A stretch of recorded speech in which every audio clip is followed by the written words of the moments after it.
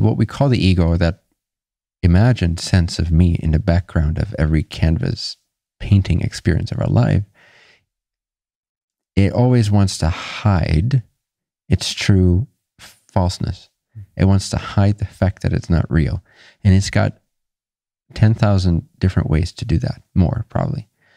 And these are all sort of layers of self-deceit, layers of self-control, layers of manipulation, layers of hiding, layers of avoiding, layers of recontextualizing things, layers of describing things in certain ways, layers of justifying things, layers of avoiding certain circumstances, certain people at certain times, all to avoid being seen by you, not by others, by you. But you think it's you trying to avoid. That's because you're hijacked, right? We're hijacked by the false self.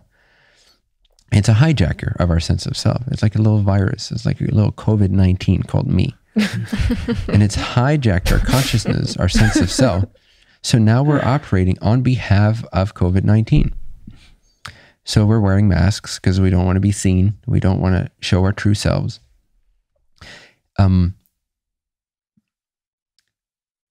So we think, but actually not the case at all. And if you can see this, you can break through it very quickly. But you got to be ready to be free of your false self, which you think is you. That's the tricky part. It's like you got to be willing to have your ego die in front of you. But if you think you're your ego, you will never want to die. Wow. It has hijacked you. It will consistently hide its self-deceiving layers.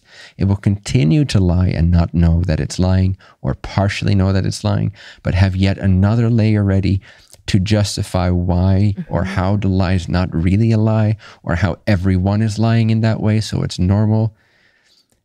So to burn through those layers of self-deceit, we need to know that we're not that hijacked version of ourselves. We're not the virus. We're not COVID-19. We're bigger than that.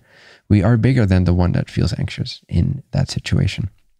So instead of us hiding from being exposed in the eyes of others, we need to realize that it's the ego not wanting to be seen by us.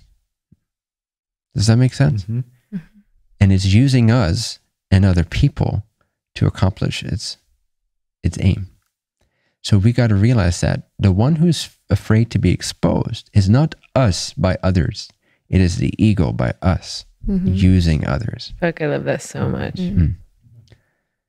So if you can see that, you can take a shortcut. You can take a direct route and cut the bastard off at the root, using all the love in the world. Like, love it to death. Be radically, slice it off.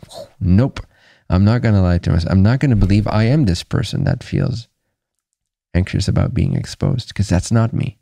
It's just this hijacked person that's been in the back of my taxi for all my life, taking on different shapes and sizes and forms and instructing me to go left and right. And I've just been doing its bidding. It hasn't paid me once. Hasn't paid me once. Maybe in childhood, when I needed to navigate a tricky emotion or situation where my dad was abusive and I had to protect myself. There's some reason to that, right? So then we create this monster in the back of the seat that keeps us safe.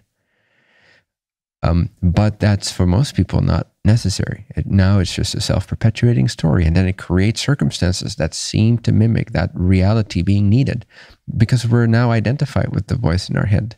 But the voice in our head is observable, and anything observable cannot be us. Anything. So the thinker cannot be us. Therefore, the hijacker, the mind, the ego cannot be us. Courage is the ability to not believe in your own thinking process, to know that you're more than your thoughts. And then exposure becomes less dangerous, because you know it's not you that gets exposed. It's the guy in the back of the seat.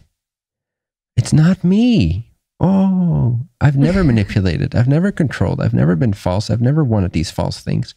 I've never wanted safety and security in distorted ways. I've always been pure and free. But I believed I was this voice that is observable. Therefore, how can I be it? So stop believing in it. The real way to believe in yourself is to stop believing in yourself. Stop believing in everything you think is you. That's true faith in yourself.